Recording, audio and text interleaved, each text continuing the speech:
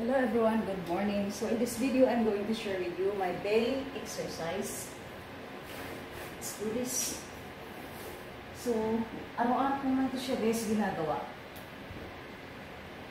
Araw-araw ko yung siya pinipost. Hindi lang binigay sa iba-ibahin ko yung aking exercise. Yun ang kaya ng katawan. Hindi lang pwede magtatangkin ako dito.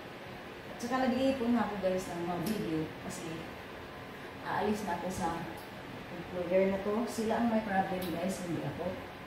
Nagre-reklamo sila ng once a month ko na day off. Ayaw nila ng worker na may day off. Gusto nila yung walang day off. Kung magpadala ng pera, dyan lang sa 7-Eleven. Tapos yung 7-Eleven ay malayo dito guys. 40 minutes na lang nakarin.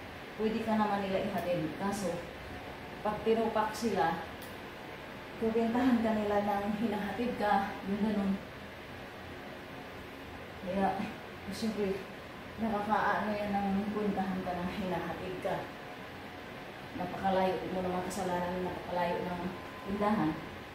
Tapos, pag magalit mo, may diferensya kayo, kukwentahan ka. So, yun lang guys.